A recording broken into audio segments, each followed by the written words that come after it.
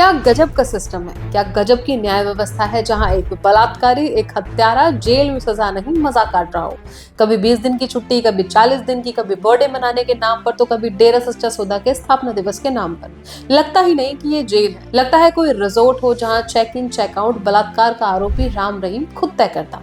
नमस्कार, आप देख रहे हैं बियॉन्ड द बैच। मैं हूं आपके साथ तनुषा और आज बात करते हैं उस शख्स की जिसने साबित कर दिया कि इस देश में कानून सबके लिए बराबर नहीं होता। कभी 20 दिन के पैरोल, कभी 40 दिन की फरलो और कभी जन्मदिन मनाने के नाम पर तो कभी डेरा सच्चा सौदा के स्थापना दिवस के बहाने। गुरमीत राम रहीम के लिए जेल मानो कोई आराम गाह बन चुकी है। लगता ही नहीं कि ये वही जेल है जहां आम कैदी सालों तक एक दिन की पैरोल के लिए तरस जाते हैं।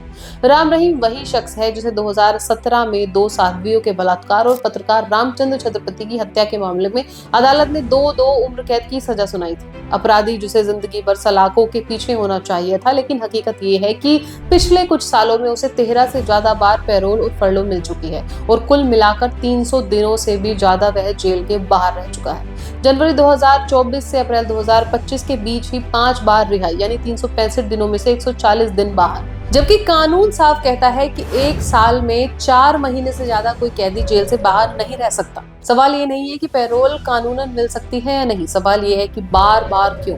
जब देश की जेलों में हजारों सजायाफ्ता कैदी पूरी सजा काटने के बावजूद रिहाई का इंतजार कर रहे हैं, तब राम रहीम पर इतनी मेहरबानी क्यों? क्या वजह सिर्फ यही है कि उसके पास आज भी भीड़ है, समर्थन है और राजनीतिक उपयोगिता है?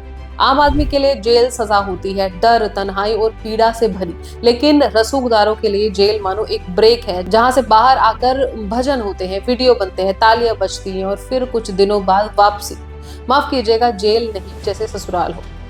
हरियाणा वृत्तांत पूछता है कि क्या यही न्याय है, क्या यही इंसाफ है, या फिर हमें मान लेना चाहिए कि इस देश में कानून दो तरह से चलता है, एक गरीब के लिए और दूसरा ताकतवर के लिए।